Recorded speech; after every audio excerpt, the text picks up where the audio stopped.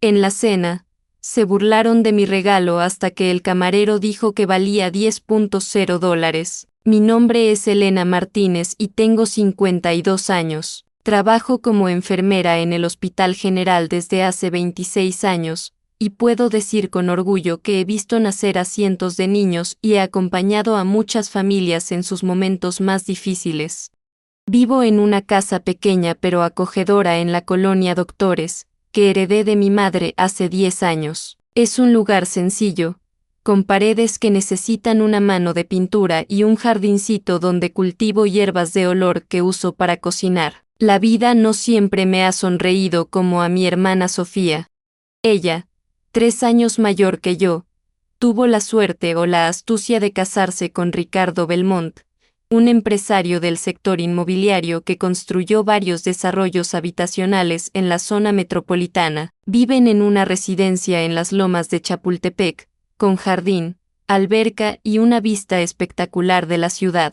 Tienen 2 autos del año, viajan cada diciembre a Europa o Estados Unidos, y Sofía puede darse el lujo de no trabajar, dedicándose únicamente a sus clases de yoga, sus terapias de spa y sus reuniones con otras señoras de su mismo nivel socioeconómico. No es que tenga envidia de mi hermana, bueno, tal vez un poco, pero he aprendido a valorar lo que tengo.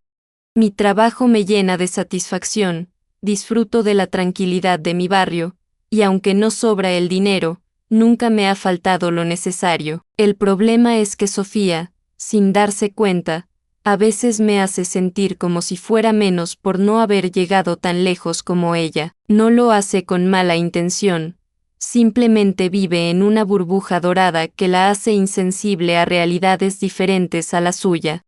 Todo comenzó hace 3 semanas cuando recibí una llamada suya un miércoles por la tarde. Acababa de terminar mi turno de 12 horas y llegaba exhausta a casa, cuando sonó mi teléfono celular. Elena, qué bueno que contestas. Su voz sonaba más animada de lo usual. Hola, Sofía, ¿cómo estás? Muy bien, muy bien.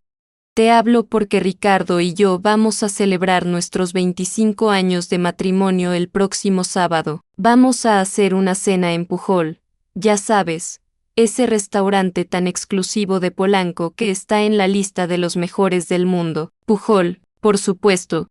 No podía ser en un lugar normal como los restaurantes a los que yo voy ocasionalmente.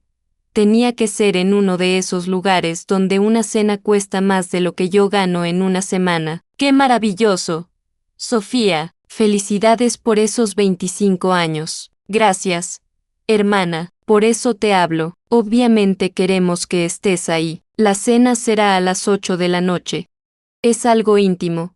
Solo familia cercana y algunos amigos muy especiales de Ricardo. Seremos como 20 personas. Íntimo, 20 personas. En Pujol, mi hermana definitivamente tenía una definición muy particular de la palabra íntimo. Me da mucho gusto que me inviten. Sofía, por supuesto que te invitamos. Eres mi única hermana, pero, oye, hay algo importante que quiero pedirte. Es sobre la ropa. Aquí venía, siempre había algo sobre la ropa, o mi cabello, o mis zapatos, o cualquier cosa que mi hermana considerara que necesitaba mejorar de mi apariencia. El restaurante tiene un código de vestimenta bastante estricto, nada informal, nada de colores muy llamativos. Pensé que tal vez podrías comprarte algo nuevo para la ocasión, algo elegante, ya sabes, negro está bien, o azul marino.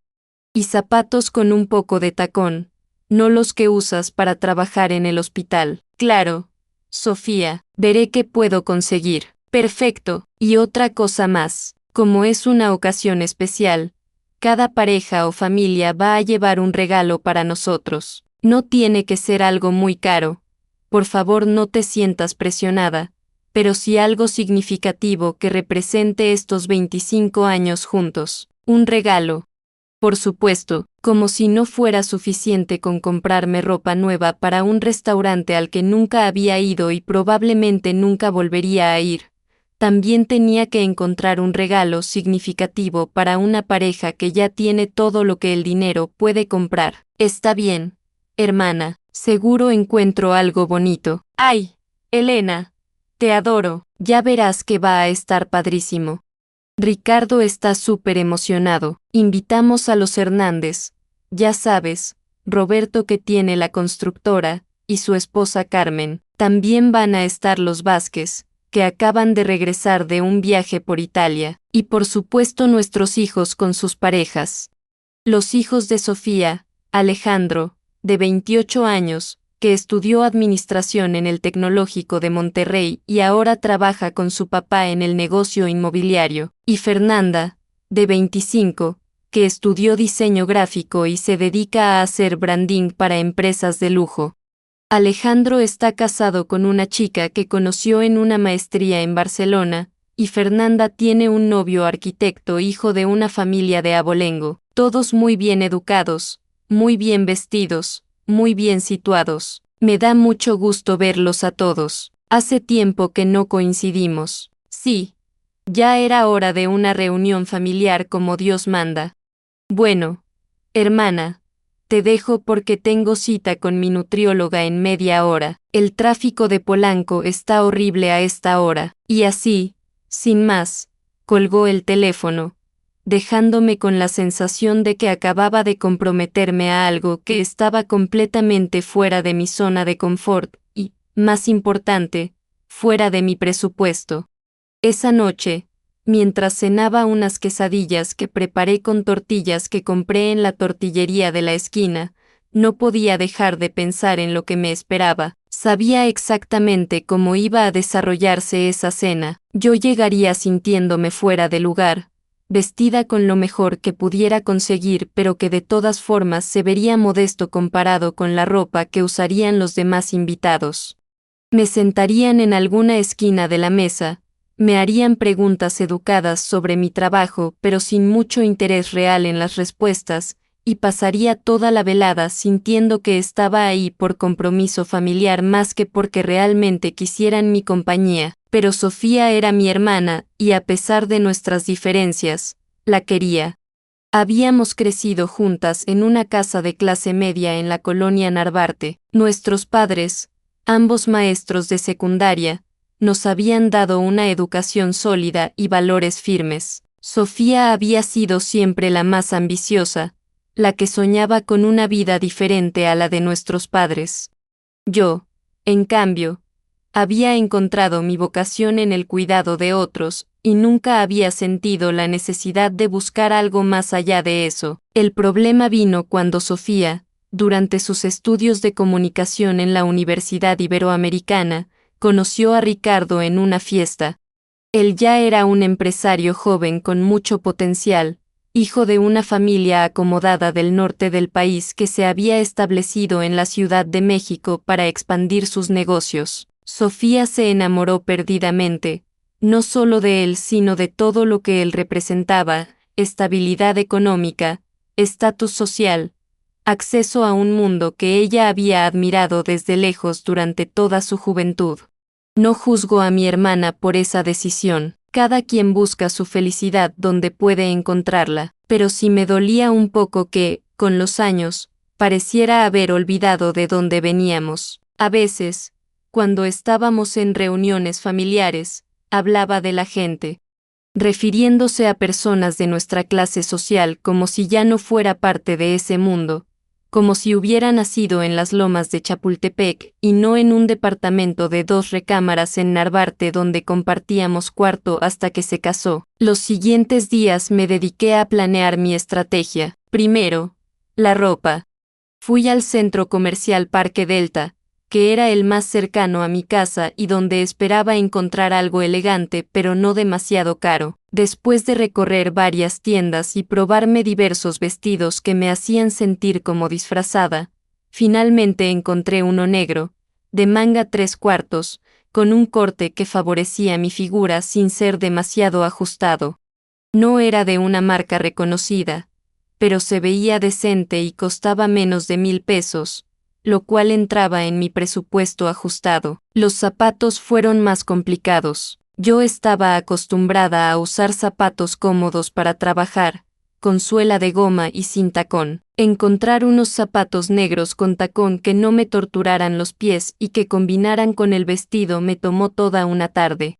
Finalmente opté por unos de tacón bajo, de apenas 3 centímetros, que esperaba poder soportar durante las 3 o 4 horas que duraría la cena. El tema del regalo era más complejo. ¿Qué le regalas a una pareja que tiene todo? ¿Algo para la casa? Seguramente tenían mejor gusto que yo y cualquier cosa que eligiera les parecería inadecuada. ¿Algo personal? Tampoco conocía lo suficiente sus gustos actuales como para acertar con algo que realmente les gustara. Fue el viernes por la mañana, un día antes de la cena, cuando decidí caminar por el mercado de antigüedades de Coyoacán. Tenía el día libre y pensé que tal vez ahí encontraría algo especial, algo con historia que pudiera ser significativo sin costar una fortuna.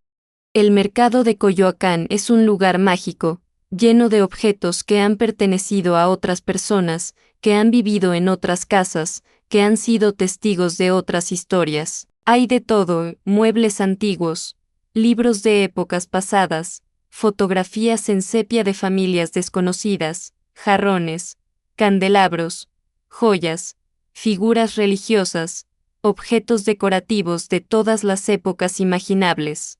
Caminé entre los puestos durante más de una hora, buscando algo que me hablara, algo que sintiera que podía ser el regalo perfecto. Vi vajillas de porcelana finísima que costaban miles de pesos, cuadros de pintores que no conocía pero que se veían importantes, esculturas de bronce que pesaban demasiado para que yo las cargara. Fue en un puesto pequeño, casi al final del mercado, donde la vi. Era una figura de cerámica de unos 20 centímetros de altura. Representaba a una mujer sentada, con un tocado elaborado y expresión serena. Estaba pintada en tonos ocre, con detalles en rojo y negro. No sabía exactamente de qué época era, pero se veía antigua, como si hubiera salido de algún museo de antropología. El vendedor era un señor mayor, de cabello blanco y manos marcadas por los años. Vestía una guayabera impecable y tenía la piel curtida por el sol. Cuando me acerqué a observar la figura más de cerca, se levantó de su silla de plástico y se acercó a mí. ¿Le gusta esa pieza, señora? Sí. Se ve muy interesante. ¿Sabe de qué época es? El hombre tomó la figura con cuidado, como si fuera algo muy delicado. Es una reproducción de una figura prehispánica, señora. Está hecha con técnicas tradicionales, con barro del Valle de México. La hizo un artesano de Tonalá que conoce muy bien el estilo de las culturas antiguas. ¿Es antigua la reproducción? Pues mire, esta pieza la tengo aquí desde hace como 5 años. Me la trajo un señor que decía que su papá la había comprado directamente al artesano hace muchos años. El señor necesitaba dinero y me la dejó en 500 pesos. Es una pieza muy bonita, muy bien hecha. 500 pesos. Estaba dentro de mi presupuesto, y algo sobre esa figura me atraía. Tenía una elegancia serena, una dignidad silenciosa que me recordaba a las piezas que había visto en el Museo de Antropología durante las pocas veces que había ido. ¿Cree que sea un buen regalo para una pareja que cumple 25 años de matrimonio? El señor sonrió. Mire, señora, esta figura representa la fertilidad y la abundancia en las culturas prehispánicas. Para una pareja que ha estado junta tanto tiempo, que ha construido una familia y una vida juntos, me parece muy apropiada. Además, es una pieza que honra nuestras raíces mexicanas. Eso me convenció. Había algo poético en regalar una pieza que hablaba de nuestras raíces, de la historia de nuestro país, de la importancia de valorar lo que tenemos. Pagué los 500 pesos y el señor envolvió la figura cuidadosamente en papel de China y luego en papel periódico. Esa noche, mientras admiraba la figura sobre mi mesa del comedor, me sentí satisfecha con mi elección. No era un regalo costoso, pero tenía significado. Hablaba de historia, de tradición, de la importancia de recordar de dónde venimos. Era perfecta para Sofía y Ricardo, aunque dudaba que ellos fueran a interpretar el simbolismo de la misma manera que yo. Al día siguiente, sábado, me levanté temprano y dediqué toda la mañana a arreglarme. Me lavé el cabello y lo sequé con cuidado. Me hice un chongo bajo que me pareció elegante y apropiado. Me maquillé más de lo usual, pero sin exagerar. Me puse el vestido negro y los zapatos nuevos, y por primera vez en mucho tiempo, cuando me vi en el espejo, pensé que me veía bien.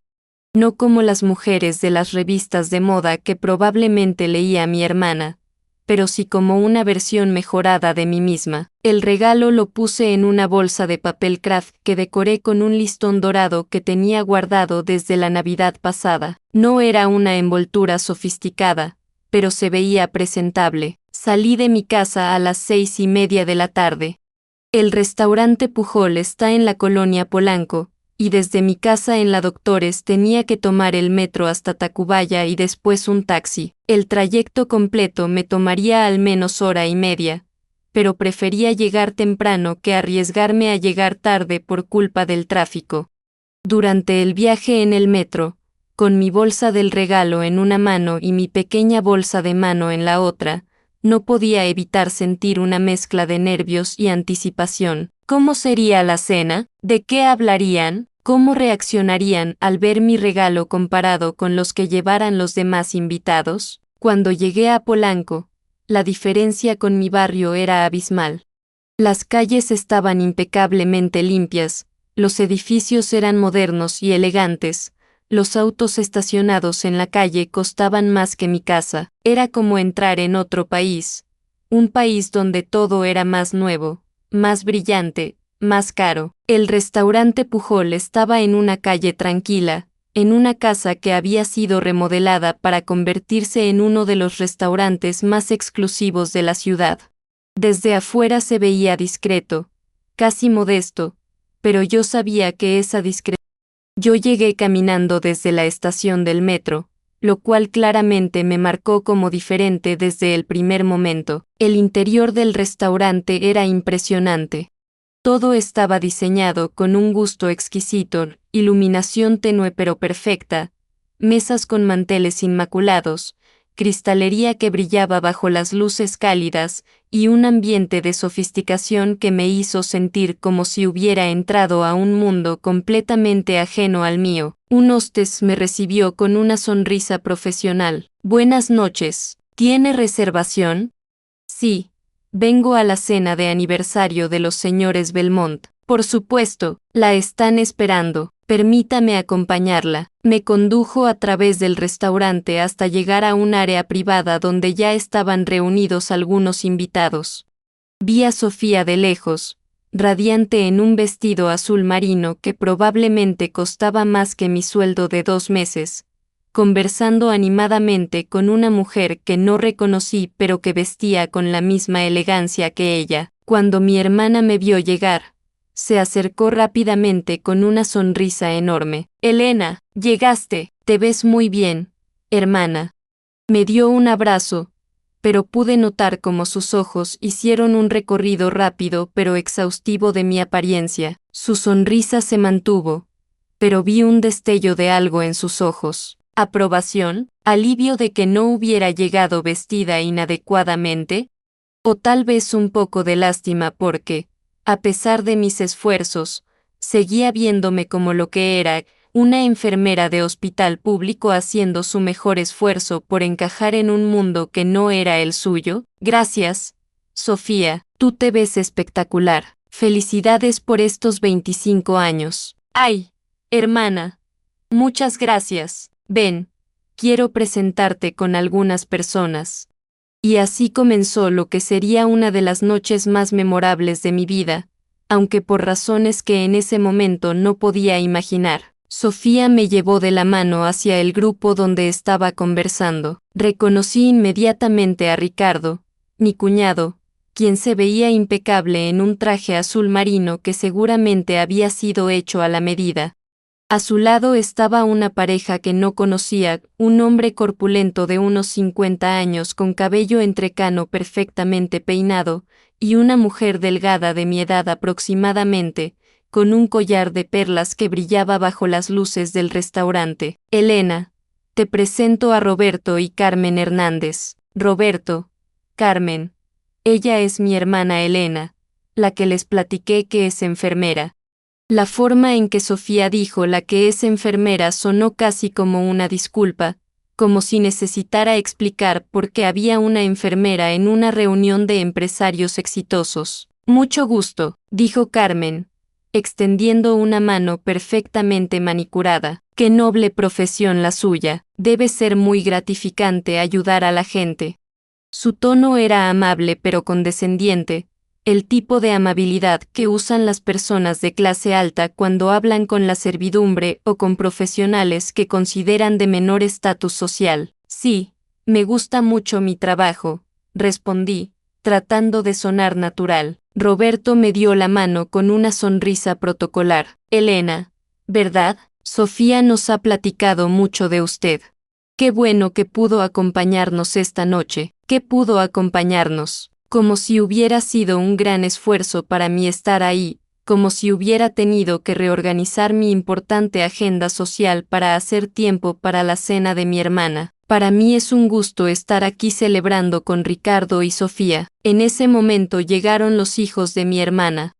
Alejandro se veía exactamente como su padre a esa edad, alto, de complexión atlética, con esa confianza que da el saber que nunca te van a faltar las oportunidades en la vida. Venía acompañado de su esposa Isabella, una chica rubia muy bonita que vestía un vestido que claramente era de diseñador. Tía Elena, Alejandro me dio un abrazo cariñoso. Qué gusto verte, te ves muy elegante.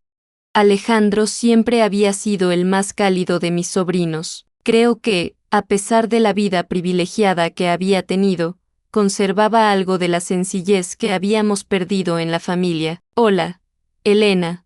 Isabella me saludó con una sonrisa educada. Me da mucho gusto conocerte por fin. Alejandro me ha hablado mucho de ti.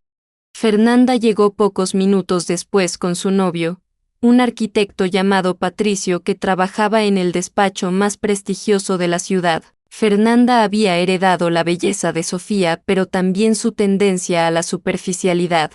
Me saludó con cariño, pero noté cómo sus ojos inmediatamente se fijaron en mi vestido, mis zapatos, mi peinado, haciendo el mismo inventario mental que había hecho su madre. Poco a poco fueron llegando los demás invitados. Los Vázquez, que acababan de regresar de Italia y no paraban de hablar de los museos que habían visitado y los restaurantes donde habían cenado en Roma y Florencia. Los García, otra pareja de empresarios que habían sido compañeros de Ricardo en la universidad. Los Morales, el médico cirujano plástico y ella licenciada en arte que se dedicaba a coleccionar obras de artistas contemporáneos. Todos eran muy amables conmigo, pero había una distancia evidente. Era como si fuera la mascota de la familia, la hermana peculiar de Sofía que había elegido una vida sencilla y a quien había que incluir por cortesía, pero que realmente no pertenecía a ese círculo. Cuando finalmente nos sentamos a cenar, me colocaron exactamente donde había imaginado, en una de las esquinas de la mesa, entre Alejandro, quien al menos me hacía conversación genuina, y el doctor Morales, quien me hizo preguntas educadas sobre mi trabajo en el hospital, pero que claramente estaba más interesado en hablar con Roberto Hernández sobre inversiones inmobiliarias. La cena fue espectacular.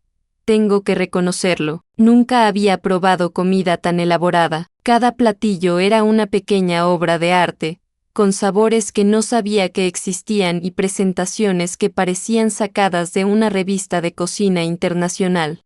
El servicio era impecable, los meseros aparecían y desaparecían silenciosamente, llenando copas de vino que costaba más de lo que yo ganaba en una semana, retirando platos con una sincronización perfecta. Durante la cena, la conversación giró en torno a temas que me eran completamente ajenos. Hablaron de sus últimos viajes a Europa, de inversiones en la bolsa, de la situación política del país desde la perspectiva de quienes tenían mucho que perder con cualquier cambio económico, de los colegios privados donde estudiaban sus hijos, de las casas de verano que estaban considerando comprar en Acapulco o Puerto Vallarta. Yo trataba de participar cuando podía, pero mis contribuciones sonaban fuera de lugar. Cuando mencioné que había visitado el Museo de Antropología el mes pasado, Carmen Hernández comentó que ella prefería los museos europeos porque tenían más cultura universal. Cuando traté de contar una anécdota divertida sobre un paciente en el hospital, se hizo un silencio incómodo porque aparentemente hablar de enfermedades no era apropiado en una cena elegante. Alejandro, notando mi incomodidad, trató de incluirme en la conversación preguntándome sobre mi trabajo, pero incluso sus preguntas bien intencionadas me hacían sentir como si estuviera siendo entrevistada sobre mi vida de clase trabajadora para entretenimiento de los presentes. Fue durante el postre cuando Sofía se puso de pie y anunció que era hora de los regalos. Mi estómago se contrajo. Había estado temiendo este momento toda la noche. Ricardo y yo queremos agradecerles a todos por acompañarnos en esta fecha tan especial. Como saben, cumplimos 25 años de matrimonio, y ha sido un viaje maravilloso que no habríamos podido hacer sin el apoyo y la amistad de personas tan especiales como ustedes. Todos aplaudieron. Ricardo se puso de pie también y agregó: Sofía y yo nos sentimos muy afortunados de tener familia y amigos como ustedes. Estos 25 años han sido los mejores de nuestras vidas, y esperamos que los siguientes 25 sean aún mejores. Más aplausos. Después Sofía anunció que cada pareja había traído un regalo y que ella los abriría uno por uno para que todos pudieran verlos. Los Hernández fueron los primeros. Su regalo era una escultura de bronce de un artista mexicano contemporáneo cuyo nombre reconocí vagamente. Sofía se deshizo en agradecimientos, explicando cómo la pieza complementaría perfectamente la decoración de su sala. Los Vázquez trajeron una vajilla de porcelana de Talavera que habían mandado hacer especialmente, con las iniciales de Sofía y Ricardo grabadas en oro. Era preciosa y evidentemente muy cara. Los García les regalaron un fin de semana en un resort de lujo en Los Cabos, con todo pagado incluyendo el vuelo en primera clase. Alejandro e Isabella les dieron un álbum de fotos profesional que habían mandado hacer con todas las fotografías familiares de los últimos 25 años, encuadernado en piel italiana. Fernanda y Patricio trajeron una botella de vino francés de 1998, el año en que sus padres se habían casado, que había costado una pequeña fortuna y que venía en una caja de madera tallada. Cada regalo era más impresionante que el anterior. Cada regalo representaba un nivel de gasto que estaba completamente fuera de mi realidad, y con cada regalo que se abría, yo me hundía más en mi silla, sabiendo que mi pequeña figura de cerámica iba a parecer ridícula comparada con todas esas muestras de generosidad y buen gusto. Finalmente, solo quedaba mi regalo. Y ahora el regalo de mi hermana Elena, anunció Sofía, tomando mi bolsa de papel craft decorada con el listón dorado. Todos los ojos se dirigieron hacia mí. Sentí el calor subiéndome por el cuello y las mejillas. Sofía desenvolvió cuidadosamente el papel de China y sacó la figura de cerámica. Hubo un silencio que duró apenas unos segundos pero que a mí me pareció eterno. Vi las caras de los invitados examinando mi regalo, tratando de encontrar algo amable que decir. «¡Qué eres interesante!», dijo finalmente Sofía, con una sonrisa que no llegaba a sus ojos. «Es una figura prehispánica, ¿verdad?». «Sí», logré decir con voz ronca. «Representa la fertilidad y la abundancia. Pensé que sería apropiada para celebrar 25 años de matrimonio». «¡Qué eres simbólico!», comentó Carmen Hernández, pero su tono dejaba claro que no estaba impresionada. «Es muy auténtica», agregó Isabella, buscando algo diplomático que decir. Vi cómo algunos de los invitados intercambiaban miradas discretas. No eran miradas crueles, pero sí de una condescendencia que dolía más que la crueldad directa. Era como si estuvieran viendo a una niña pequeña que había traído un dibujo hecho con crayones a una exposición de arte profesional. Sofía colocó la figura en la mesa junto con los demás regalos, donde se veía diminuta e insignificante comparada con la escultura de bronce, la vajilla de Talavera y los demás obsequios costosos. Muchas gracias, Elena. Es muy thoughtful de tu parte, dijo Ricardo, usando esa palabra en inglés que la gente de su clase social usa cuando quiere sonar más sofisticada. El resto de la velada pasó en una nebulosa de humillación silenciosa. La conversación regresó rápidamente a temas más cómodos para los presentes, mientras yo me concentraba en terminar mi postre y en contar los minutos para poder irme sin parecer grosera. Fue entonces cuando apareció el camarero. Era un hombre de unos 40 años, con cabello negro y piel morena, vestido con el uniforme impecable del restaurante.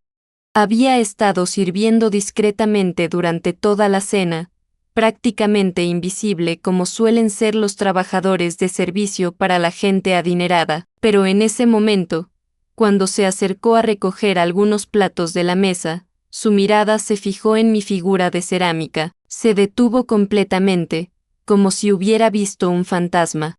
Disculpe, le dijo a Sofía en voz baja.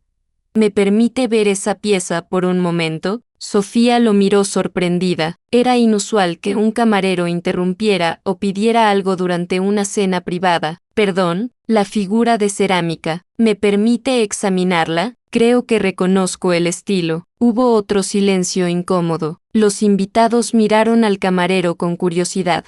¿Qué podía saber un camarero sobre arte prehispánico? Está bien, dijo Sofía, tomando la figura y extendiéndosela. El camarero la tomó con mucho cuidado, girándola lentamente en sus manos, examinando cada detalle con la atención de un experto. Su expresión cambió gradualmente de curiosidad a asombro, y finalmente a algo que parecía incredulidad. ¿Dónde consiguió esta pieza? Le preguntó a la mesa en general. Fue un regalo de mi hermana, respondió Sofía, señalándome. Todos los ojos se dirigieron hacia mí nuevamente, pero esta vez había algo diferente en sus miradas. ¿Dónde la compró, señora? Me preguntó el camarero directamente. En el mercado de antigüedades de Coyoacán, respondí, sin entender por qué todos parecían tan interesados de repente. El camarero asintió lentamente, como si eso confirmara sus sospechas. Señores, dijo, dirigiéndose a toda la mesa, permítanme presentarme. Mi nombre es Jorge Sandoval, y además de trabajar aquí en el restaurante, soy licenciado en arqueología por la UNAM. He trabajado en excavaciones en Teotihuacán y Templo Mayor, y puedo asegurarles que esta no es una reproducción moderna. El silencio que siguió fue diferente al anterior. Esta vez no era de incomodidad, sino de completa atención. Esta es una figura auténtica del período clásico tardío, probablemente del año 600 al 900 después de Cristo. Por el estilo y la iconografía, diría que es de la cultura de Veracruz Central, específicamente de la región de El Tajín. Es una representación de una sacerdotisa o una mujer de la nobleza, y por la calidad de la manufactura y la preservación, estimo que tiene un valor de mercado de aproximadamente $10,000 estadounidenses. Se podría haber escuchado caer un alfiler. $10,000. Mi regalo de 500 pesos valía $10,000. ¿Estás seguro?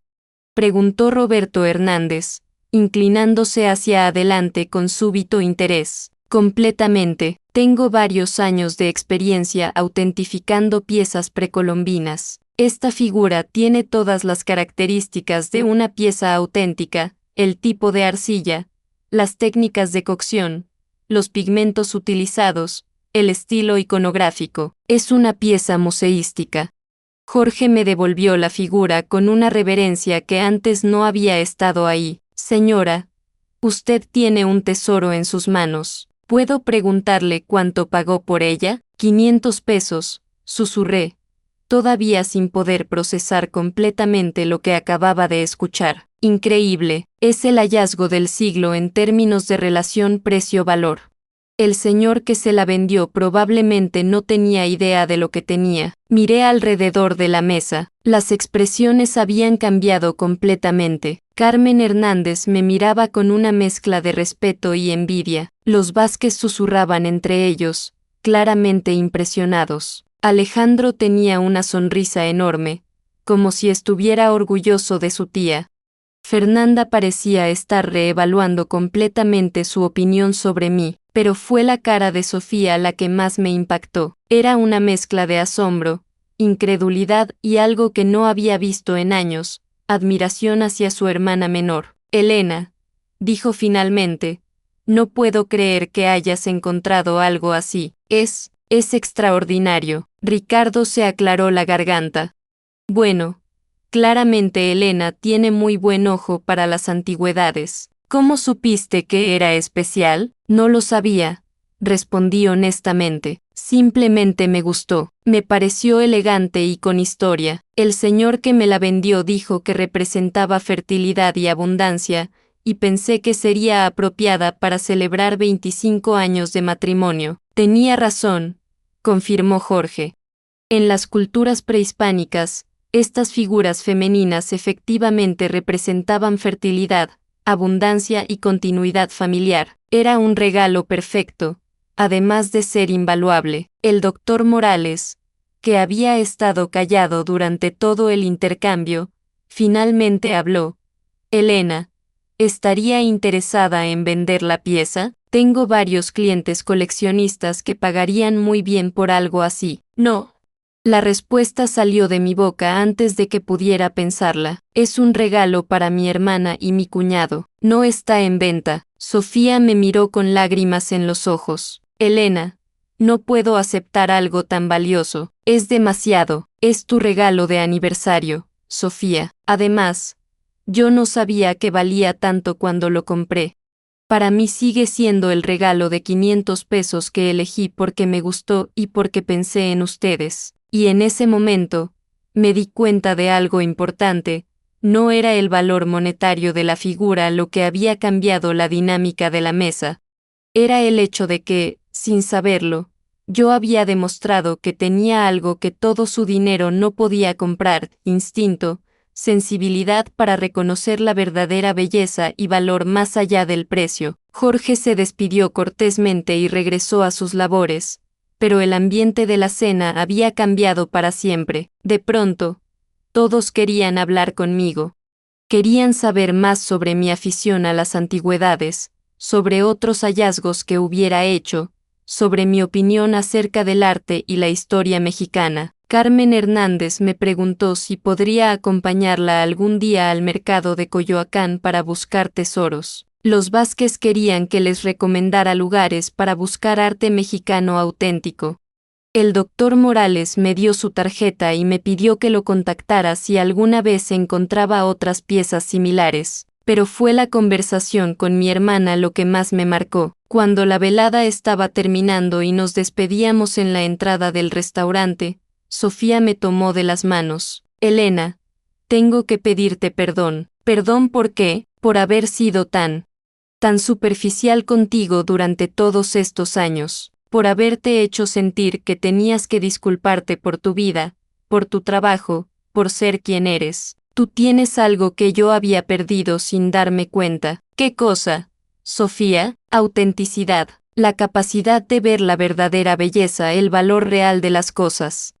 Yo me he rodeado de tantas cosas costosas que perdí la habilidad de distinguir entre precio y valor. Tú compraste esa figura porque te gustó, porque sentiste que tenía significado. Yo probablemente habría pasado de largo porque no tenía una etiqueta con un precio alto. Sus palabras me tocaron profundamente, pero también me hicieron reflexionar sobre mi propia actitud.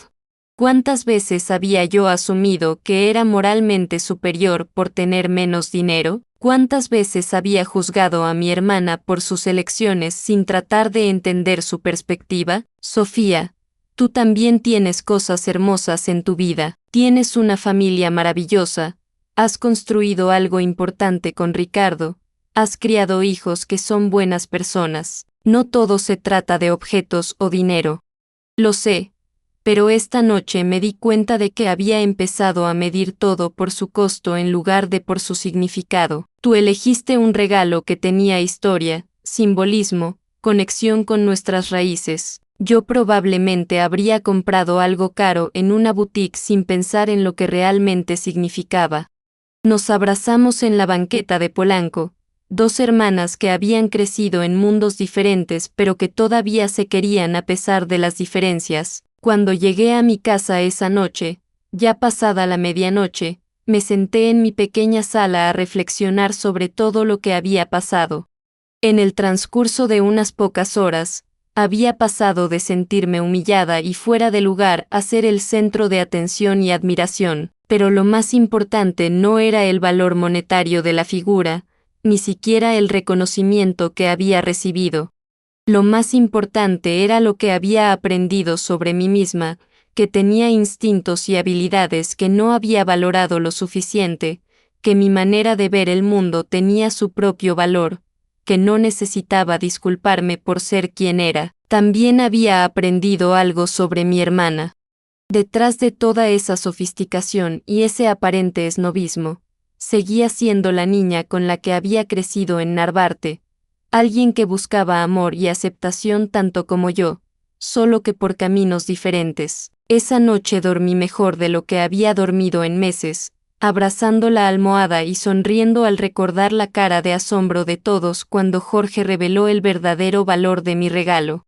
Pero más que nada, sonreía al recordar las lágrimas de gratitud en los ojos de Sofía cuando insistí en que el regalo era para ella, sin importar su valor. No sabía que esa noche sería solo el comienzo de una serie de eventos que cambiarían mi vida para siempre. Los días siguientes a la cena fueron como vivir en una realidad alternativa.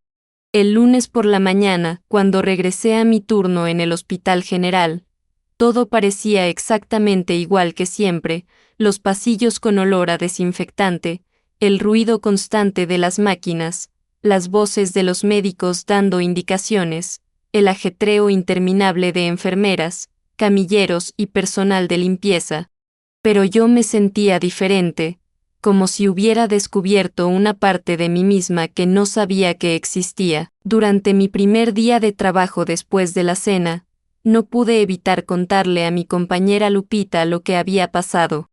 Lupita y yo habíamos trabajado juntas durante más de 15 años. Ella era como una hermana para mí, la persona con quien compartía los cafés en los descansos y las frustraciones del trabajo diario. No me digas que tu regalo de 500 pesos valía $10,000, me dijo mientras revisábamos el expediente de un paciente en la sala de pediatría. Te juro que sí, Lupita.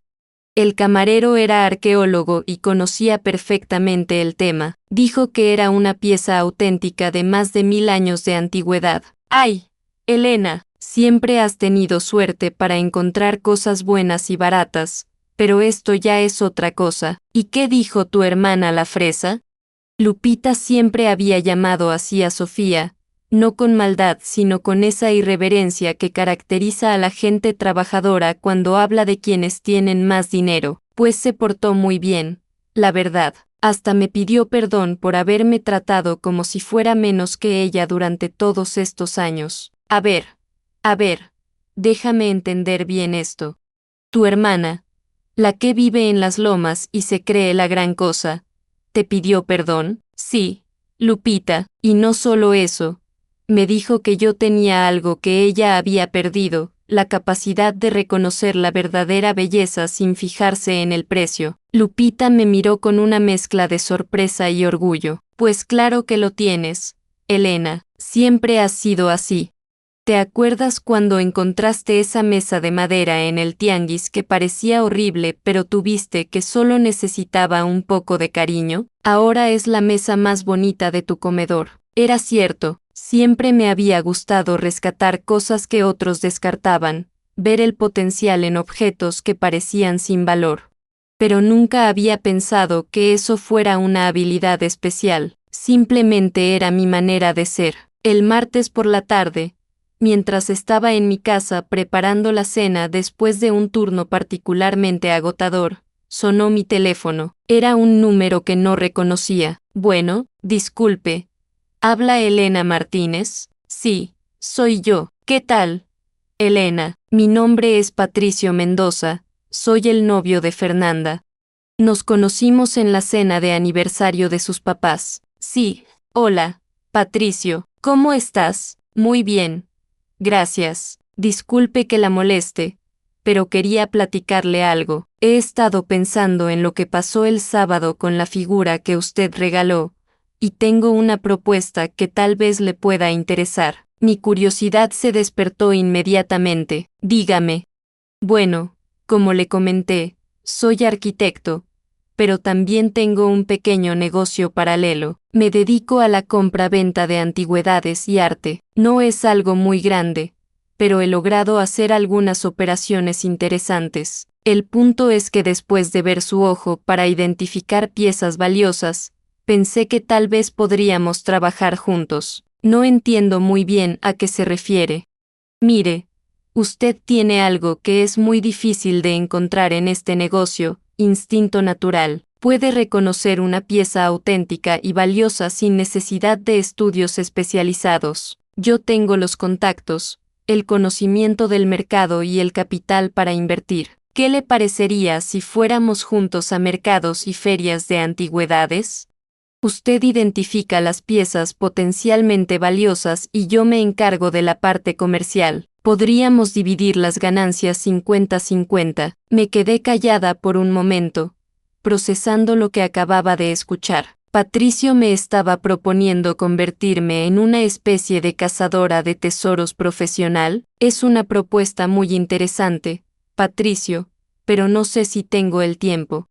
Mi trabajo en el hospital es muy demandante, por supuesto, entiendo perfectamente. Esto sería solo los fines de semana, cuando usted tenga tiempo libre, y no hay ninguna presión. Si encontramos algo bueno, excelente. Si no, pues al menos habremos pasado un rato agradable buscando tesoros. ¿Y usted cree que realmente puedo ser buena en esto? Quiero decir, encontrar la figura fue pura suerte. Elena, con todo respeto, yo he estado en este negocio durante 5 años. He visto a muchas personas con mucha preparación académica que no logran identificar una pieza valiosa ni aunque les pongan una etiqueta. Lo que usted hizo el sábado no fue suerte, fue instinto puro, y eso no se enseña en ninguna universidad. Sus palabras me halagaron, pero también me dieron un poco de miedo.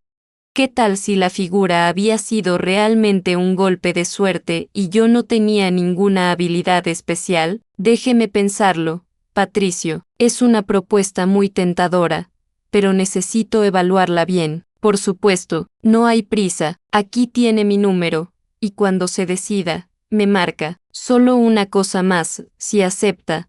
Nuestro primer viaje sería este sábado al mercado de la Lagunilla.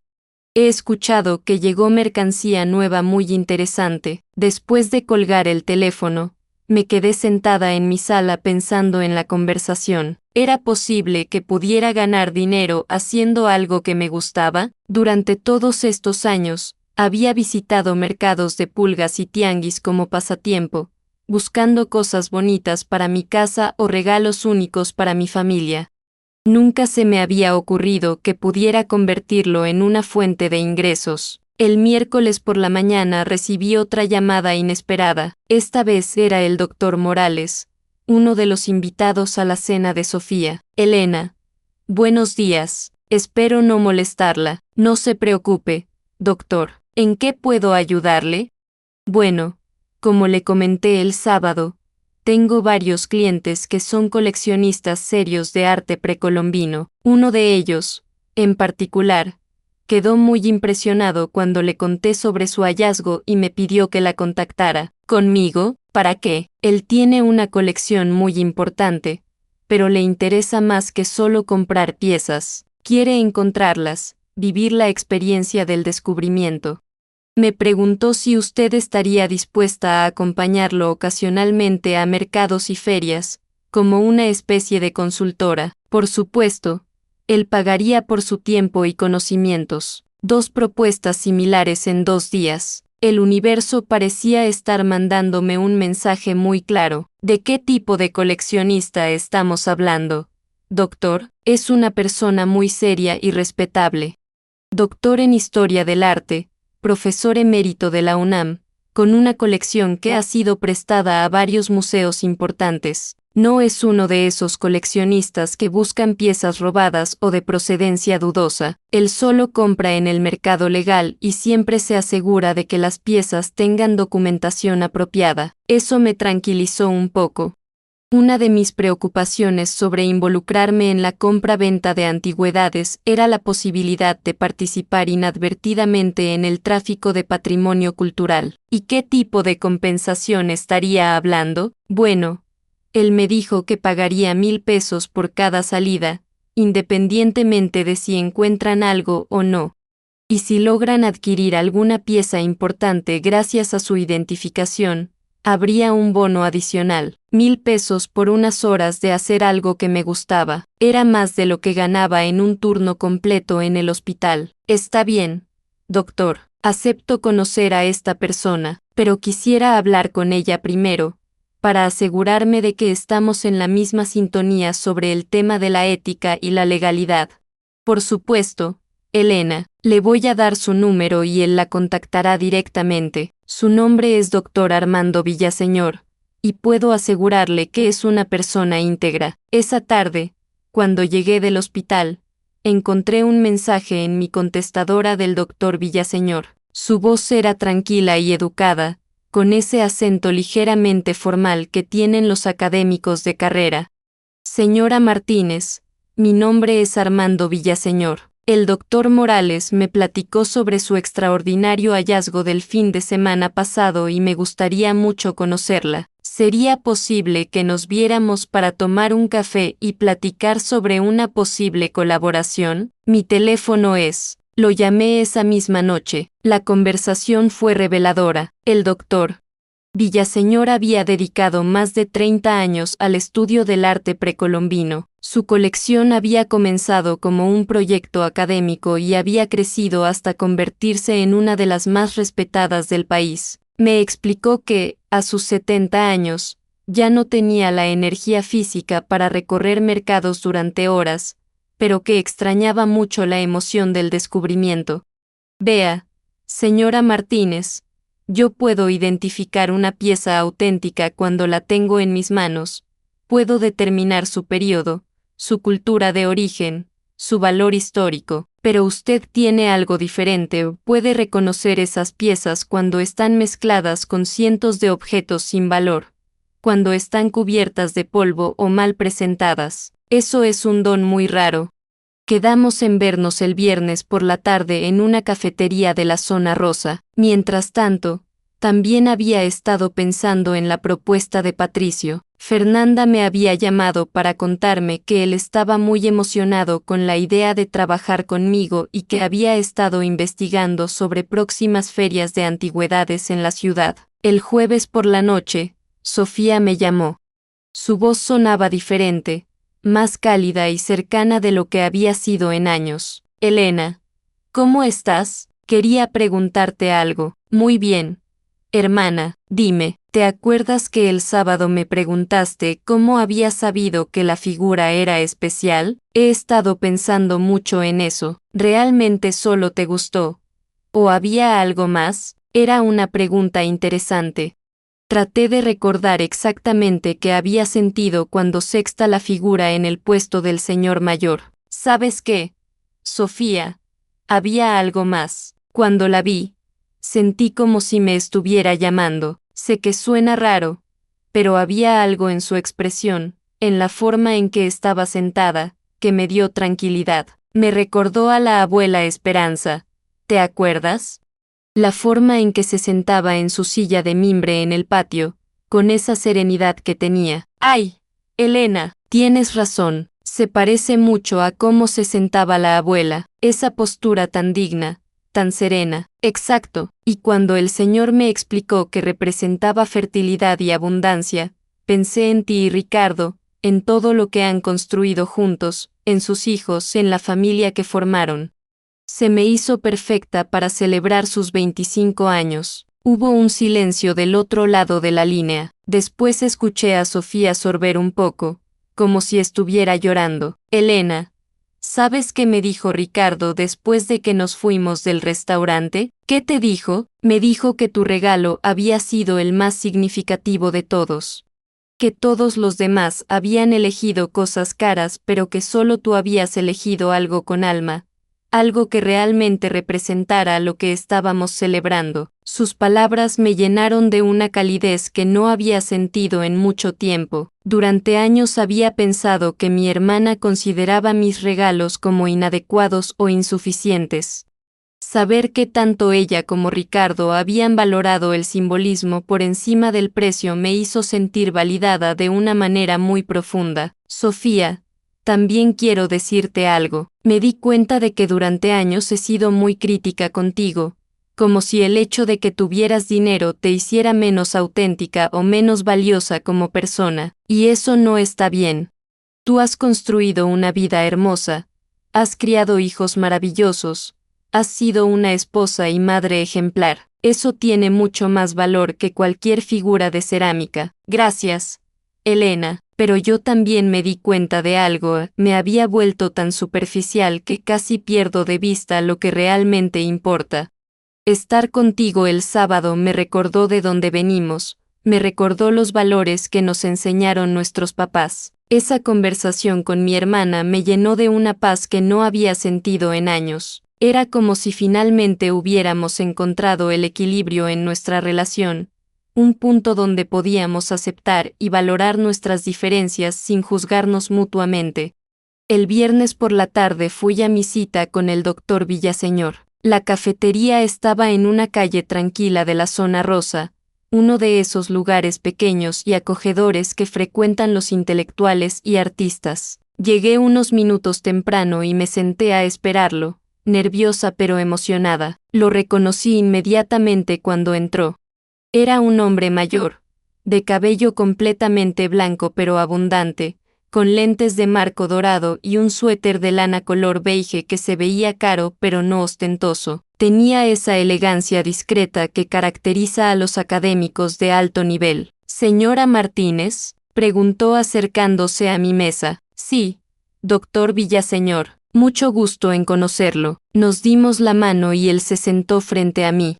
Tenía unos ojos azules muy inteligentes y una sonrisa amable que me tranquilizó inmediatamente. «Muchas gracias por aceptar verme. ¿Ya ordenó algo?». Pedimos café y el doctor comenzó a contarme sobre su trayectoria. Había estudiado en México y después hecho un doctorado en París, especializándose en las culturas del Golfo de México. Había participado en excavaciones importantes, había escrito varios libros académicos y durante los últimos 20 años había estado formando su colección privada. «Mi esposa falleció hace 5 años», me explicó, «y desde entonces he estado un poco solo en esta afición. Ella me acompañaba a los mercados, tenía muy buen ojo también, era historiadora del arte, especializada en la época colonial». Su forma de hablar de su esposa, con tanto cariño y nostalgia, me conmovió. Era evidente que habían formado un gran equipo tanto en lo personal como en lo profesional. «Doctor, antes de continuar, necesito hacerle una pregunta importante. Yo no sé mucho sobre las leyes que regulan la compra de antigüedades. ¿Cómo puede uno asegurarse de que las piezas que compra son legales?». Su cara se iluminó con una sonrisa de aprobación. «Excelente pregunta, señora Martínez. Esa es exactamente la actitud que necesita tener cualquier persona seria en este campo. Mire, la ley mexicana permite la compra-venta de piezas arqueológicas siempre y cuando se hayan encontrado antes de 1972, que fue cuando se promulgó la ley federal que protege el patrimonio arqueológico. Las piezas posteriores a esa fecha pertenecen automáticamente a la nación. ¿Y cómo puede uno saber si una pieza es anterior a 1972? Bueno, ahí es donde entra la experiencia y la documentación. Las piezas que están en el mercado legal generalmente tienen algún tipo de procedencia documentada, fotografías antiguas, recibos de compra, testimonios de familia. Además, muchos comerciantes serios tienen certificados de autenticidad emitidos por expertos reconocidos. Me explicó que su método era siempre pedir toda la documentación disponible y, en casos de piezas muy valiosas, contratar a otros expertos para obtener segundas opiniones. También me mostró fotografías de su colección en su teléfono, figuras preciosas, vasijas elaboradas, ornamentos de jade, todos perfectamente documentados y exhibidos en vitrinas profesionales en su casa. Pero dígame, señora Martínez, ¿qué fue lo que la atrajo de la figura que encontró? ¿Había algo específico que le llamó la atención? Le conté la misma historia que le había contado a Sofía, como la figura me había recordado a mi abuela, la sensación de tranquilidad que me había transmitido, la forma en que había conectado con su simbolismo de fertilidad y abundancia. Fascinante, dijo cuando terminé. Lo que usted describe es exactamente lo que yo llamo resonancia emocional. Las grandes piezas de arte, sin importar su época o cultura, tienen la capacidad de comunicarse directamente con nosotros a un nivel emocional. Usted sintió esa conexión y confió en ella. Ese es un don muy valioso. Después de una hora de conversación, el doctor Villaseñor me hizo una propuesta muy clara. Me pagaría 1,000 pesos por acompañarlo a mercados y ferias, sin importar si encontrábamos algo o no. Si gracias a mi identificación lográbamos adquirir una pieza auténtica, recibiría un bono adicional del 10% del valor de la pieza. Él se haría cargo de toda la documentación legal y yo no tendría ninguna responsabilidad en esa parte del proceso. Lo único que necesito de usted, señora Martínez, es que confíe en sus instintos y me ayude a encontrar esas piezas especiales que pueden estar escondidas entre miles de objetos comunes. Acepté su propuesta, algo en su manera de ser, en su respeto hacia las culturas prehispánicas y en su approach ético hacia el coleccionismo me inspiró confianza. Quedamos en que nuestro primer viaje sería el domingo siguiente al mercado de Sonora, donde había un área dedicada específicamente a antigüedades. Esa noche llamé a Patricio para aceptar también su propuesta. Le expliqué que había acordado trabajar también con otra persona los domingos, pero que los sábados estaría disponible para acompañarlo. Él se mostró encantado y me dijo que ya tenía planeada una ruta para el sábado que incluía 3 mercados diferentes. El sábado por la mañana me levanté más temprano de lo usual, llena de una energía que no había sentido en mucho tiempo. Era como si estuviera a punto de comenzar una aventura. Me vestí cómodamente, con zapatos para caminar y una bolsa grande donde pudiera guardar cualquier compra que hiciéramos. Patricio pasó por mí a las 9 de la mañana en una camioneta espaciosa. Venía acompañado de Fernanda, quien había decidido unirse a nosotros por curiosidad. Tía Elena, me saludó Fernanda, estoy súper emocionada. Nunca había ido de cacería de tesoros. Su entusiasmo era contagioso. Durante el trayecto hacia nuestro primer destino, el mercado de la Lagunilla, Patricio me explicó su estrategia. Generalmente empezamos por el fondo del mercado, donde están los puestos menos visitados. Los comerciantes que están en las entradas principales ya conocen el valor de sus productos, pero los de atrás a veces tienen cosas que no han evaluado correctamente. La Lagunilla era impresionante. Había cientos de puestos vendiendo desde ropa vintage hasta muebles antiguos, desde discos de acetato hasta objetos religiosos coloniales. Era un laberinto de pasillos donde se podía encontrar prácticamente cualquier cosa imaginable. Caminamos durante más de 2 horas. Yo iba observando todo con cuidado, tratando de aplicar la misma intuición que había usado con la figura de cerámica. Hubo varios objetos que me llamaron la atención, una pequeña cruz de plata que se veía muy antigua, un plato de talavera con un diseño que no había visto antes, una caja de madera tallada con incrustaciones de nácar. Patricio examinaba cada pieza que yo señalaba, negociaba con los vendedores y compraba las que consideraba prometedoras. Al final de la mañana habíamos gastado cerca de 3,000 pesos en media docena de objetos. ¿Cómo sabes si hicimos buenas compras? Le pregunté mientras almorzábamos en una fonda cerca del mercado. Bueno, algunas las voy a investigar cuando lleguemos a casa. Otras las voy a llevar con contactos que tengo para que las evalúen, y algunas simplemente las voy a poner en mi tienda a ver qué pasa. ¿Tienes una tienda? Tengo un local pequeño en la Roma Norte donde vendo antigüedades y objetos de decoración. No es nada muy grande, pero me ha ido bien. Lo que espero es que con su ayuda pueda encontrar piezas más especiales, que tengan más valor. Nuestro segundo destino fue el mercado de Medellín, en la colonia Roma. Era más pequeño que la Lagunilla, pero tenía una selección muy interesante de antigüedades. Fue ahí donde tuve mi segundo momento de intuición, en un puesto que vendía principalmente libros viejos y fotografías antiguas. Sexta una pequeña bandeja de plata que estaba medio escondida detrás de una pila de revistas. Algo sobre su forma y el trabajo del metal me llamó la atención. Patricio, ¿puedes preguntarle al señor sobre esa bandejita de plata? El vendedor era un hombre mayor que claramente conocía el valor de lo que vendía. Cuando Patricio preguntó por la bandeja, él la sacó con cuidado y la limpió un poco con un trapo. Esta es una pieza colonial, siglo XVII o XVIII, plata mexicana auténtica.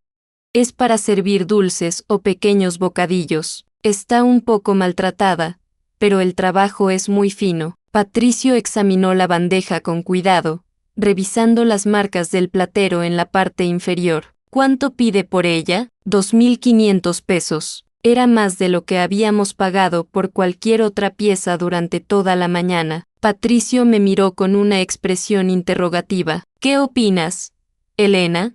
Tomé la bandeja en mis manos. Tenía un peso que se sentía auténtico, y el trabajo del metal era increíblemente detallado. Había pequeñas flores grabadas en el borde y un monograma en el centro que estaba muy gastado pero todavía visible. Me gusta mucho, se siente importante. Patricio negoció por unos minutos y finalmente compró la bandeja por 2.000 pesos. Mientras caminábamos hacia nuestro siguiente destino, me explicó por qué había valido la pena la compra. La plata colonial mexicana es muy valorada por los coleccionistas. Si esta pieza es auténtica del siglo XVII o XVIII y tiene las marcas correctas del platero, puede valer fácilmente 10 o 15.000 pesos. Incluso si es del siglo XIX, todavía valdría mucho más de lo que pagamos. Nuestro último destino fue un pequeño mercado de pulgas en la colonia Condesa. Era menos formal que los otros lugares donde habíamos estado, más como un tianguis dominical pero especializado en antigüedades. Fue ahí donde ocurrió algo que cambiaría completamente mi perspectiva sobre esta nueva actividad. En uno de los últimos puestos que visitamos, vendido por una señora mayor que tenía principalmente ropa vintage y accesorios, vi algo que me hizo detenerme en seco. Era un rebozo que estaba doblado descuidadamente en una esquina del puesto, como si fuera solo un textil más entre muchos otros, pero había algo especial en sus colores y en la complejidad de su tejido. Los hilos brillaban de una manera que no había visto en otros rebozos, y el patrón era increíblemente intrincado. Disculpe, señora, ¿puedo ver ese rebozo? La vendedora lo sacó y lo extendió para que pudiéramos verlo mejor. Era impresionante, un degradado de azules que iba desde el azul marino hasta un azul cielo casi blanco, con un patrón de flores y aves que parecía tener vida propia.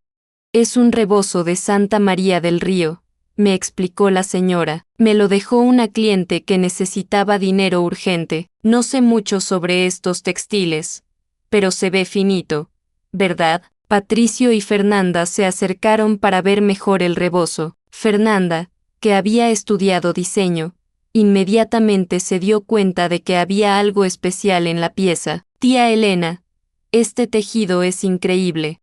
Mira la fineza de los hilos, la complejidad del diseño. Esto no es un rebozo comercial común. ¿Cuánto pide por él?, preguntó Patricio. Pues me lo dejaron en 800 pesos. Pero como se ve que ustedes saben apreciar las cosas finas, se los puedo dejar en 600. 600 pesos por algo que intuía que valía mucho más. Toqué el rebozo con cuidado. La seda era increíblemente suave, y el trabajo era tan fino que cada hilo parecía haber sido colocado individualmente con una precisión perfecta. Lo compramos, dije sin consultar con Patricio. Él me miró sorprendido, pero sacó el dinero sin cuestionar mi decisión. Mientras la señora envolvía el rebozo, me di cuenta de que había actuado por puro instinto, igual que con la figura de cerámica. Había algo sobre esa pieza que me decía que era especial, aunque no podía explicar exactamente qué. Cuando llegamos a casa de Patricio para revisar todas nuestras compras del día, él decidió hacer algunas llamadas para investigar sobre nuestras adquisiciones. Mientras él hablaba por teléfono con varios contactos, Fernanda y yo extendimos el rebozo sobre una mesa para examinarlo mejor. Tía Elena, este trabajo es impresionante. Mira cómo están entrecruzados los hilos, la perfección de las terminaciones. Y estos colores. Es un degradado perfecto que debe haber tomado meses lograr. Patricio terminó sus llamadas con una expresión de incredulidad total. Elena, creo que acabas de hacer el hallazgo del año. ¿Por qué? ¿Qué averiguaste? Hablé con una experta en textiles mexicanos que conozco. Le describí el rebozo y me dijo que por la descripción suena como un rebozo de artesano maestro de Santa María del Río. Esos rebozos son considerados arte textil de nivel museístico. Dependiendo de quién lo haya hecho y de la edad que tenga, puede valer entre 30 y 50,000 pesos. 50,000 pesos. El rebozo que había comprado por 600 pesos podía valer 50,000. Pero eso no es todo, continuó Patricio. También investigué sobre la bandeja de plata. Las marcas del platero indican que es del siglo XVIII, hecha en el Real de Minas de Taxco. Una pieza similar se vendió en una subasta el año pasado por 22,000 pesos. Fernanda y yo nos miramos con asombro. En un solo día, siguiendo nada más que mi intuición, habíamos encontrado piezas que valían más de 70,000 pesos, por las que habíamos pagado menos de 3,000. Tía Elena, me dijo Fernanda, esto ya no es suerte, esto es un talento real. Esa noche, cuando llegué a mi casa cargada de bolsas y con la cabeza dando vueltas por todo lo que había pasado, me senté en mi sala a reflexionar. En menos de una semana había descubierto que tenía una habilidad que no sabía que poseía, había recibido propuestas de trabajo que podían cambiar significativamente mi situación económica, y había encontrado una nueva pasión que me llenaba de energía y emoción. Pero más importante que eso, había comenzado a verme a mí misma de una manera diferente. Durante años me había definido únicamente como una enfermera de hospital público, como la hermana pobre de la familia, como alguien que vivía una vida sencilla y sin grandes ambiciones. Ahora me daba cuenta de que tenía habilidades y instintos que podían abrirme puertas que nunca había imaginado. El domingo por la mañana, cuando el doctor Villaseñor pasó a recogerme para nuestra primera expedición juntos, yo ya no era la misma Elena que había llegado nerviosa a la cena de aniversario de mi hermana apenas una semana atrás. Era una Elena que estaba comenzando a descubrir todo su potencial. El domingo por la mañana, cuando salí de mi casa para encontrarme con el doctor Villaseñor, sentí que estaba cruzando un umbral hacia una nueva versión de mí misma. Él me esperaba en un automóvil sedán color plata, impecablemente limpio, y cuando me vio salir se bajó cortésmente para abrirme la puerta del copiloto. Buenos días, Elena, ¿lista para nuestra primera aventura? Su entusiasmo era contagioso, pero tenía la elegancia contenida de alguien que ha dedicado su vida al mundo académico. Durante el trayecto hacia el mercado de Sonora, me contó más detalles sobre su colección y sus métodos de trabajo. Verá, Elena, yo he desarrollado durante años un sistema para evaluar piezas. Primero examino la técnica de manufactura, después analizo la iconografía, luego verifico la pátina y los signos de antigüedad. Pero lo que usted hizo con su figura fue saltarse todos esos pasos racionales y ir directamente a la esencia de la pieza. Eso es algo que yo había perdido con los años, la capacidad de sentir una obra de arte antes que analizarla.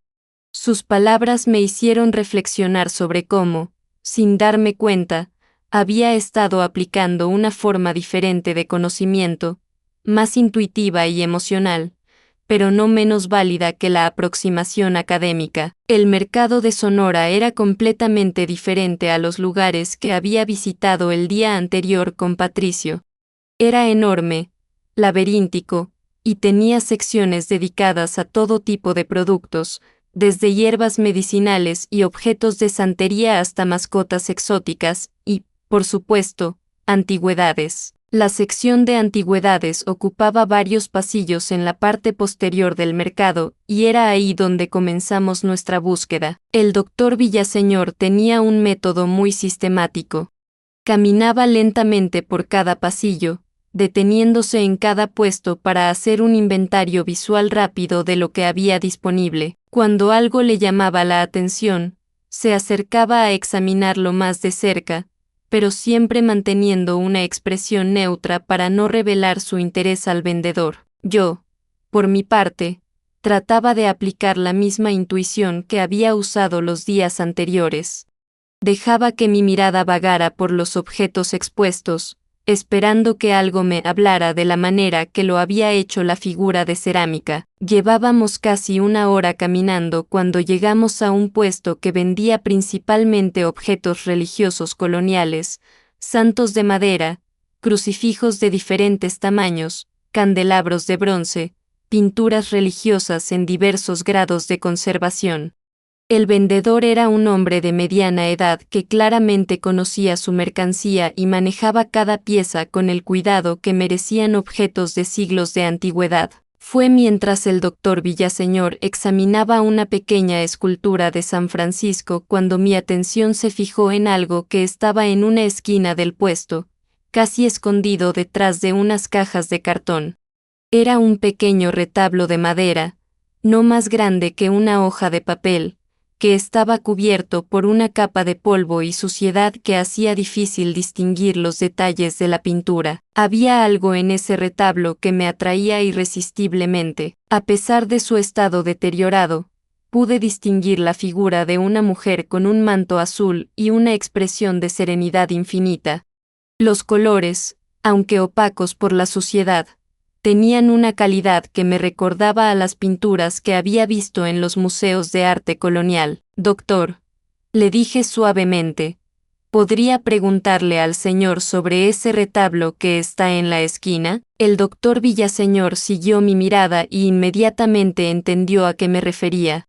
Se acercó al vendedor con la naturalidad de alguien que está simplemente navegando por curiosidad. Disculpe, ¿me permite ver esa pequeña pintura que tiene ahí atrás? El vendedor miró hacia donde señalaba el doctor Villaseñor y pareció sorprenderse, como si hubiera olvidado que tenía esa pieza. Sí, esa pinturita, la tengo ahí guardada porque está muy deteriorada.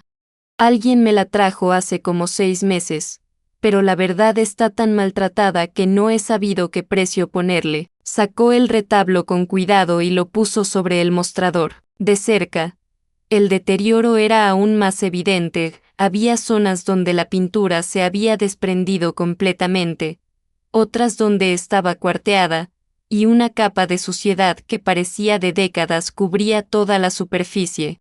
Sin embargo, en las partes donde la pintura se conservaba mejor, se podía apreciar una técnica muy refinada y colores de una calidad excepcional. El doctor Villaseñor tomó el retablo con las manos expertas de alguien que ha manejado obras de arte durante décadas.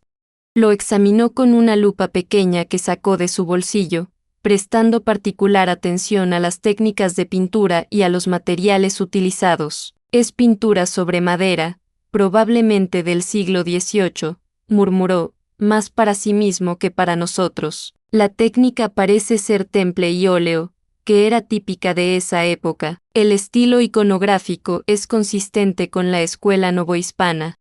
Se quedó callado por varios minutos, examinando cada detalle con una concentración total. El vendedor nos observaba con curiosidad, claramente intrigado por el interés que había despertado una pieza que él había considerado casi sin valor. ¿Qué precio le había puesto a esta obra?, preguntó finalmente el doctor Villaseñor. Pues la verdad, como le digo, no le había puesto precio porque está muy dañada, pero si le interesa, podríamos decir, 1.500 pesos. Era una cantidad considerable, pero por la expresión del doctor Villaseñor, yo sabía que había encontrado algo importante. Sin embargo, él mantuvo su expresión neutra y continuó examinando otras piezas del puesto como si el retablo fuera solo una curiosidad pasajera. Elena, me preguntó, ¿qué opina usted de esta pieza? Era la primera vez que me pedía directamente mi opinión, y me di cuenta de que era tanto una prueba como una consulta genuina. Tomé el retablo en mis manos, tratando de ver más allá del deterioro superficial. Me gusta mucho, dije finalmente. A pesar del daño, hay algo muy poderoso en la expresión de la figura, y los colores que se conservan son muy hermosos. Se siente auténtica. El doctor Villaseñor asintió casi imperceptiblemente. Está bien, le dijo al vendedor. Me la llevo. Pagó los 1.500 pesos sin regatear, lo cual me pareció una señal clara de que consideraba que estaba haciendo una excelente compra. Mientras envolvían cuidadosamente el retablo, continuamos explorando el resto del mercado, pero yo notaba que el doctor Villaseñor estaba visiblemente emocionado, aunque tratara de disimularlo. Encontramos otras dos piezas interesantes durante el resto de la mañana, una pequeña cruz de plata que tenía características del período colonial temprano, y una figurilla de barro que el doctor Villaseñor identificó como posiblemente prehispánica, aunque tendría que hacer más investigación para confirmarlo. Cuando terminamos nuestro recorrido, alrededor de las 2 de la tarde, el doctor Villaseñor me invitó a almorzar en un restaurante tranquilo cerca del mercado. Fue durante la comida cuando me reveló la verdadera importancia de nuestro hallazgo. Elena, creo que encontramos algo extraordinario esta mañana. Ese retablo tiene todas las características de ser una obra de la escuela de Miguel Cabrera, uno de los pintores más importantes del periodo colonial mexicano. Miguel Cabrera. Incluso yo, con mis conocimientos limitados de arte, había escuchado ese nombre en las clases de historia de la preparatoria. ¿Está seguro, doctor? Obviamente necesitaré hacer una investigación más exhaustiva, consultar con otros expertos, tal vez hasta hacer algunos análisis técnicos de los pigmentos y los materiales, pero la técnica, el estilo, la iconografía, todo es consistente con su trabajo o con el de alguien muy cercano a su taller. ¿Y eso qué significa en términos de valor? El doctor Villaseñor hizo una pausa, como si estuviera calculando mentalmente. Bueno, una obra auténtica de Cabrera, incluso en el estado deteriorado en que está esta, podría valer fácilmente entre 200 y 500.000 pesos. Si resulta ser una obra particularmente importante o con una procedencia documentada, podría valer mucho más. 500.000 pesos. La cifra era tan grande que no podía procesarla completamente. El retablo que habíamos comprado por 1.500 pesos podría valer 500.000. Doctor, ¿cómo es posible que algo tan valioso esté en un mercado de pulgas? Elena, esa es una de las peculiaridades de este negocio. A veces las familias tienen obras de arte que han pasado de generación en generación, pero nadie sabe exactamente qué son o cuánto valen. Cuando necesitan dinero urgentemente, las venden por lo que pueden obtener rápidamente. Otras veces, las piezas se deterioran tanto que incluso los expertos no las reconocen inmediatamente. Y ocasionalmente, simplemente hay tanta oferta en el mercado que algunas gemas pasan desapercibidas. Durante el resto de la comida, el doctor Villaseñor me explicó el proceso que seguiría para autentificar el retablo. Primero lo llevaría con una restauradora especializada en arte colonial para que hiciera una limpieza superficial que revelara más detalles de la pintura.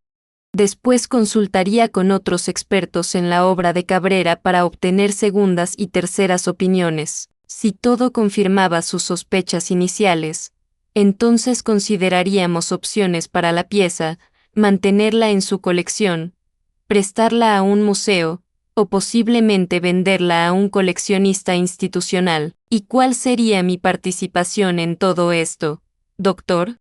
Bueno, como acordamos, usted recibe 1,000 pesos por la salida de hoy, más un 10% del valor final de la pieza si resulta ser auténtica. Si mis cálculos son correctos, eso podría significar entre 20 y 50,000 pesos para usted. La cifra me mareó un poco. 50,000 pesos era más de lo que ganaba en 6 meses trabajando en el hospital.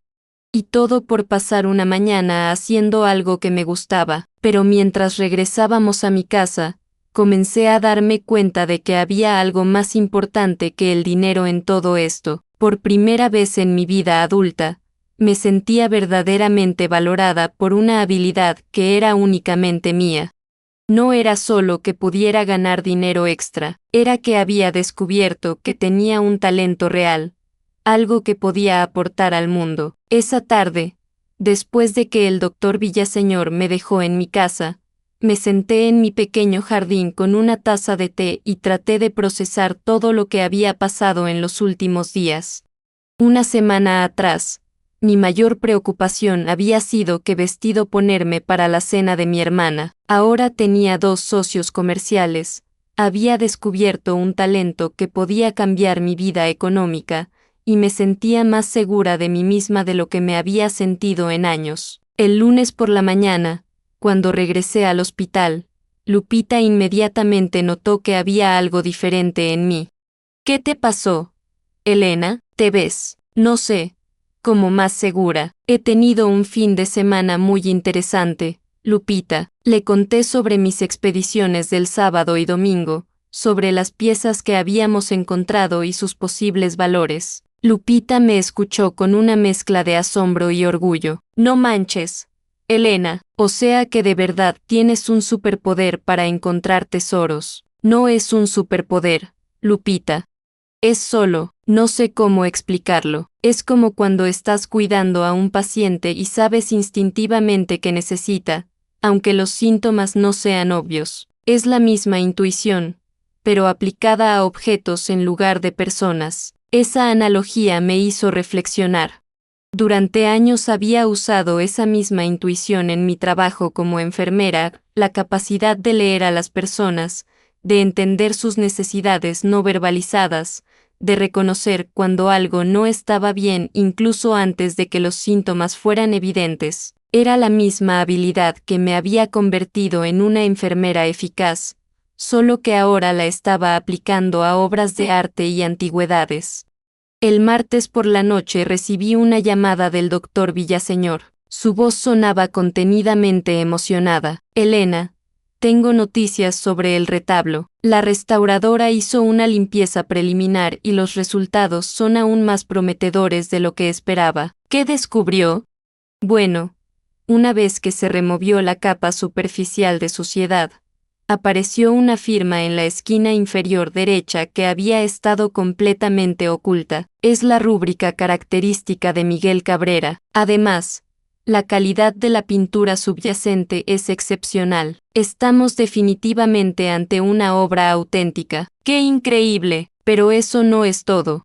La restauradora encontró, en la parte posterior del retablo, una pequeña inscripción que indica que fue pintado en 1756 como un exvoto para la familia Cervantes de Puebla. Esa procedencia documentada aumenta significativamente su valor histórico y monetario. ¿Qué significa eso en números, doctor? Bueno, ya contacté con algunos expertos en subastas de arte colonial.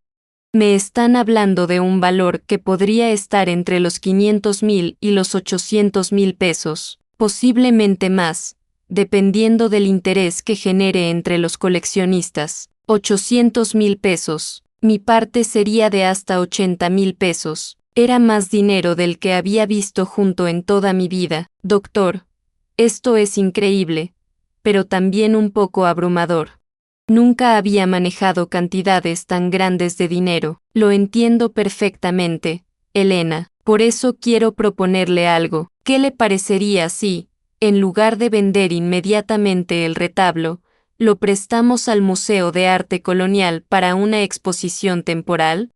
Eso nos daría tiempo para que usted se acostumbre a esta nueva realidad, y mientras tanto podemos continuar con nuestras expediciones para ver qué más encontramos. Su propuesta me tranquilizó. La idea de convertirme de la noche a la mañana en alguien con mucho dinero me daba un poco de vértigo, pero la posibilidad de contribuir a que más gente pudiera apreciar una obra de arte me emocionaba mucho. El miércoles por la tarde, Sofía me llamó para invitarme a cenar en su casa el viernes. No va a ser nada formal, Elena, solo nosotros cuatro, Ricardo, los niños y tú. Quiero que me platiques más sobre tus nuevas aventuras. Fernanda no ha parado de hablar de lo que pasó el sábado con ustedes. Esa cena familiar resultó ser completamente diferente a la cena de aniversario. El ambiente era relajado, cálido, y por primera vez en años sentí que realmente pertenecía a ese espacio. Ricardo se mostró genuinamente interesado en mis experiencias, haciendo preguntas inteligentes sobre el mercado de antigüedades y los procesos de autentificación. Elena, me dijo durante el postre, he estado pensando en algo. Mi empresa tiene varios edificios históricos en el centro de la ciudad que estamos restaurando. Ocasionalmente encontramos objetos antiguos durante las renovaciones, azulejos, herrajes, fragmentos de murales. ¿Te interesaría evaluarlos? Tal vez algunos tengan valor histórico o comercial. Era otra oportunidad que no había anticipado. El mundo de las antigüedades parecía estar abriéndose ante mí de maneras que no había imaginado. Alejandro también tenía una propuesta para mí. Tía Elena, tengo varios amigos que coleccionan arte mexicano. Después de que les platiqué sobre tus hallazgos, varios me dijeron que les encantaría acompañarte a algunos mercados. Por supuesto, te pagarían por tu tiempo y conocimientos. Y yo estaba pensando, agregó Fernanda, que podrías empezar un blog o una página de Instagram documentando tus aventuras. La gente está muy interesada en este tipo de contenido, especialmente cuando se trata de descubrir tesoros escondidos. Sus sugerencias me hicieron dar cuenta de que lo que había comenzado como una actividad de fin de semana podía convertirse en algo mucho más grande. Pero también me hicieron reflexionar sobre qué era lo que realmente quería hacer con esta nueva habilidad que había descubierto. Esa noche, cuando regresé a mi casa, me senté frente al espejo de mi cómoda y me miré realmente por primera vez en mucho tiempo. La mujer que me miraba de vuelta seguía siendo Elena Martínez, enfermera de 52 años del Hospital General. Pero había algo diferente en sus ojos, una confianza nueva, una sensación de que tenía control sobre su propio destino de una manera que no había tenido antes. Durante los siguientes días, mi teléfono no paró de sonar. Patricio me llamó para contarme que había vendido la bandeja de plata colonial en 30,000 pesos, lo cual significaba que mi parte sería de 15,000. El doctor Villaseñor confirmó que el Museo de Arte Colonial había aceptado exhibir nuestro retablo en su próxima exposición sobre nuevos descubrimientos del arte novohispano. Carmen Hernández me contactó para preguntarme si podía acompañarla y a algunas amigas a un tour de antigüedades por Coyoacán, pero fue la llamada del doctor Morales la que más me impactó. Me contó que había hablado con el director del museo, Franz Mayer, sobre mis hallazgos, y que ellos estaban interesados en contratarme como consultora para evaluar donaciones y posibles adquisiciones. Elena, lo que usted tiene es muy raro. Hay personas con doctorados en historia del arte que no logran desarrollar el instinto que usted demostró de manera natural. El museo estaría dispuesto a ofrecerle un contrato de consultoría de medio tiempo que le permitiría mantener su trabajo actual pero también desarrollar esta nueva carrera. Un contrato con el Museo Franz Mayer. Era como un sueño que no me había atrevido a soñar. El domingo siguiente, mi segunda expedición con el doctor Villaseñor fue al mercado de San Ángel. Esta vez él me trató no como a una estudiante, sino como a una socia igual. Me consultaba sobre cada pieza que le parecía interesante, y valoraba mis opiniones tanto como las suyas propias. Fue en San Ángel donde tuvimos nuestro segundo gran hallazgo. En un pequeño puesto que vendía principalmente libros antiguos y documentos históricos, encontré una carpeta de cuero que contenía una colección de dibujos a lápiz y tinta. Eran estudios de arquitectura colonial, fachadas de iglesias, detalles de portadas barrocas, plantas de conventos. Los dibujos estaban firmados con las iniciales M.T. y fechados en 1889. El vendedor no sabía quién los había hecho y los vendía como dibujos antiguos de arquitectura por 500 pesos la carpeta completa. Algo sobre la calidad del trabajo y la precisión de los detalles me hizo pensar que podrían ser más importantes de lo que parecían. El doctor Villaseñor los examinó con cuidado y llegó a la misma conclusión.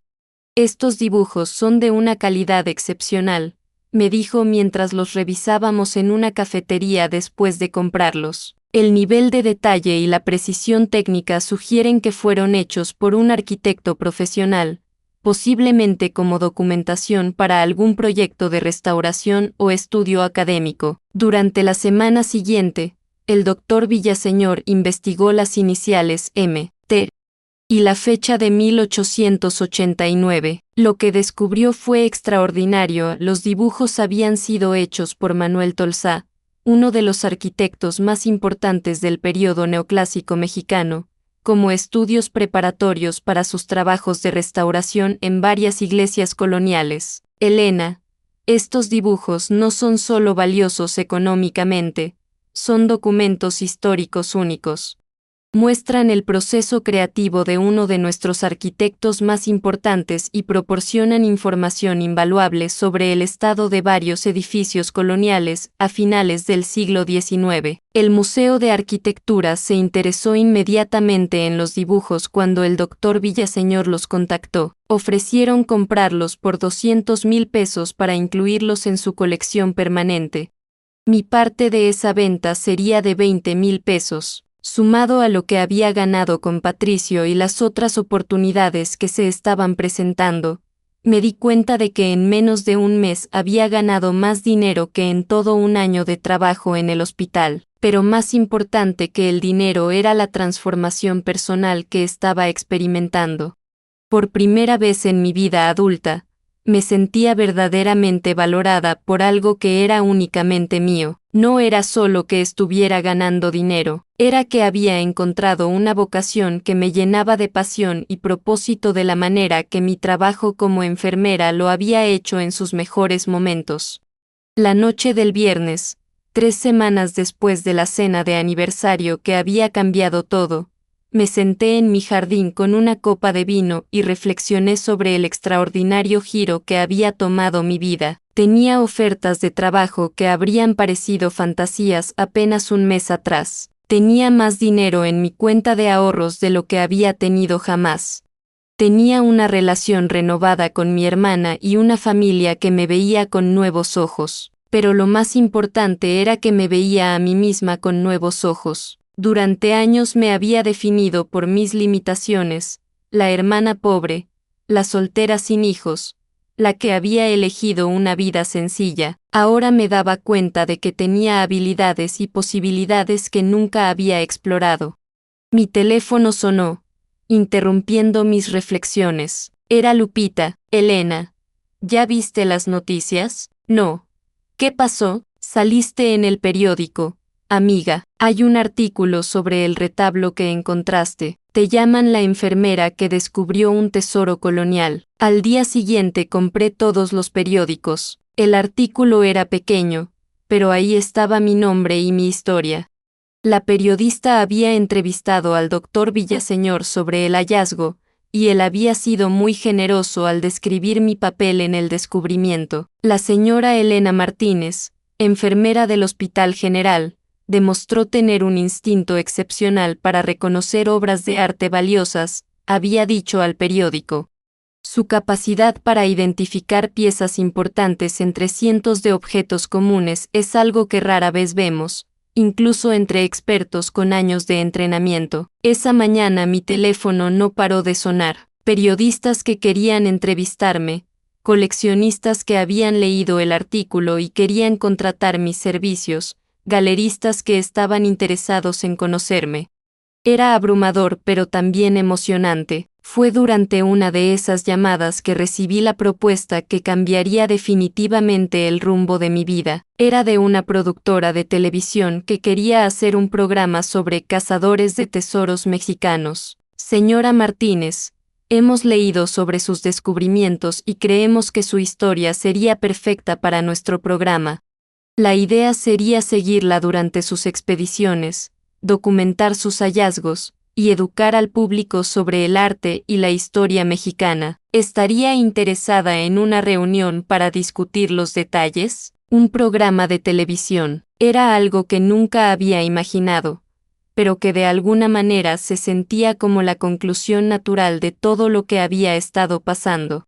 Esa noche, cuando finalmente se calmó la actividad del día, me senté en mi sala rodeada de recortes de periódico, tarjetas de presentación de gente que había conocido, y notas sobre todas las oportunidades que se estaban abriendo ante mí. En el centro de mi mesa estaba la figura de cerámica original, la que había comenzado todo esto, que Sofía había insistido en que me quedara después de que supiéramos su valor real. La tomé en mis manos y la observé con el mismo cuidado con que la había visto por primera vez en el mercado de Coyoacán. Su expresión serena seguía transmitiendo la misma tranquilidad que me había atraído inicialmente, pero ahora también veía en ella algo más, la representación de todas las posibilidades que se abren cuando uno tiene el valor de confiar en sus instintos y seguir sus pasiones.